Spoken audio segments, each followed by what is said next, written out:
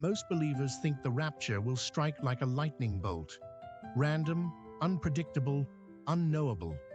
But what if that belief is the very thing keeping them blind? Because the truth is far more uncomfortable. Jesus didn't hide the timeline of the rapture. He spoke it plainly. It's there, in red letters, for anyone paying attention. The problem? Very few are. Everyone's watching for wars, famines, and collapsing systems, but hardly anyone is watching the words of Jesus himself. His timeline isn't buried in mystery. It's hidden in plain sight, scattered across Matthew 24, Luke 17, and Luke 21, like pieces of a divine puzzle. And here's the twist. He didn't speak to stir fear. He spoke to prepare a specific kind of person, the one who's willing to watch closely and walk faithfully. This isn't about setting dates. It's about recognizing divine sequence. Jesus didn't throw out random signs. He spoke with prophetic precision. First this, then that, immediately after. These weren't casual phrases. They were breadcrumbs for the vigilant. If you can trace his words, you can trace where we are right now. And once you see it, everything changes. So in today's video, we're going deep into the rapture timeline hidden in Jesus' words, the one most churches ignore and most Christians overlook. But if you're still here, it means you're ready to see what few are seeing. Drop a comment saying, "I'm watching," like this video, and let's wake up together before time runs out. While many treat the words of Jesus like scattered poetic phrases, few realize that he actually left behind a map, a true spiritual timeline. These aren't random warnings thrown to the wind, but directions for those who want to stay awake in the final days. In Matthew 24, Luke 17, and Luke 21, we don't just find warnings, we find structure. But unlike the loud signs the world is fixated on, Jesus spoke with precision for the attentive, for those who read between the prophetic lines. He didn't speak in impossible codes, but in words only the watchful would understand. Take Luke 21, for example. He lays out events in a subtle order. Nothing there is random. When Jesus said, "When you see these things happening," he was piecing together a prophetic puzzle. It's like he scattered clues, and only those in the Spirit can connect them. And that's a relief, because confusion isn't inevitable. It's distraction that blinds people. The watchful ones perceive the rhythm and don't chase after human predictions, but instead discern what the Spirit is revealing at the right time. Jesus never operated with panic. He operated with preparation. He didn't leave us groping in the dark. He gave us a prophetic flashlight. But the flashlight only works if the person stops, observes, and connects with the purpose of the message. It's like being handed a map before a long journey. If you don't study the route, you'll still get lost, even with the directions in hand. And the curious part? Many are holding the map, the Bible, but still keep asking, are we near the end? And here's something few people grasp. Jesus didn't use riddles to confuse. He used them to filter. He knew that the true disciple doesn't just listen. He seeks, compares, prays, meditates. That's why if you treat Matthew 24 as just a beautiful passage and not a spiritual command sequence, you'll miss the signal. And hey, if you feel like you've wasted time ignoring these clues, don't worry. There's still time to start watching again. But for that, you'll need to see something hidden in plain sight. There's something deeply prophetic in how Jesus spoke. Not just what he said, but how he structured his words. Ever notice how he often used phrases like first, then, after that, immediately? These aren't filler words. They're markers, spiritual signposts. In Matthew 24, for example, he doesn't just warn about deception. He outlines a flow, First comes deception, then moral decay, then division, and it keeps unfolding. Jesus was giving us a divine sequence, hidden not by complexity, but by spiritual blindness. And here's where most people trip. They expect the timeline to look like a calendar, year by year, date by date. But prophetic time doesn't follow human logic. It unfolds through spiritual atmosphere. Think of it more like seasons than schedules. You don't know the exact day winter starts, but you feel the chill in the air. In the same way, Jesus' timeline reveals itself through what's happening in people's hearts more than just external events. Let's break it down. Deception creeps in first, subtle, seductive, disguised as light. Then comes the chilling of love, the numbing of spiritual fire. People start separating, not just physically, but in faith, in truth. And that's when the preparation phase begins, but only for those who are still watching. The final step, the catching away, the rapture. But if you're not tracking the earlier stages, that final moment won't just catch you off guard, it'll leave you behind. Imagine someone watching a suspense movie and skipping the first hour. They won't understand the twist ending. That's exactly what many are doing with the end times. They want to jump straight to the big finale without grasping the build-up Jesus already explained. And here's the catch. The timeline is already in motion. The question isn't if it's happening. It's where are we now in that sequence? Let's not sugarcoat it. Parts of Jesus' prophetic timeline aren't coming. They've already started. In Matthew 24, 4-5, he begins with a crystal-clear warning. Take heed that no one deceives you. Not a random suggestion, a command. And look around. False messiahs may not always wear robes, but they do show up on stages, on screens, and even in pulpits, twisting the gospel into something unrecognizable. The spiritual deception Jesus warned about isn't on its way, it's thriving, camouflaged as modern truth. Next, he speaks of iniquity multiplying and love growing cold. Matthew 24:12. If that's not our generation, what is? Just scroll through social media for 5 minutes. Outrage is currency, and empathy is seen as weakness. Churches are split, doctrines diluted, and many believers are emotionally disconnected from the very God they claim to serve. It's not just a cooling off, it's spiritual frostbite. And the worst part? Most don't even feel it happening. This isn't just about headlines or global conflicts, it's about what's happening in homes, hearts, and hidden places. Apostasy isn't just in seminaries or theological debates, it's in everyday choices. Christians living double lives, justifying compromise, or staying neutral when truth demands a stand. The evidence is not in the noise of the world, but in the silence of once burning altars. That silence, it's deafening. And yet for those who are spiritually awake, this moment is not just dark, it's defining. It's the moment where the timeline stops being theory and starts becoming reality. And the real challenge, recognizing that we're already in it. But if we're this far in, what comes next?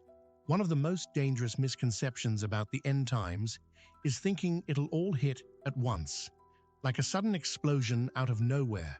But Jesus made it clear. It would be a process, a series of stages. He didn't say, boom, the end. He said, watch, meaning there would be signs leading up to it. But here's the twist. Most people are so busy waiting for the end that they miss the beginning, middle, and everything in between. It's like showing up to a fire when the house is already ashes. Jesus described it perfectly in Luke 21:34-35. He warned that for those who aren't watching, the end will come like a trap, sudden, suffocating, inescapable. Not because there were no warnings, but because the heart was weighed down with distraction, comfort, and noise. Think about it.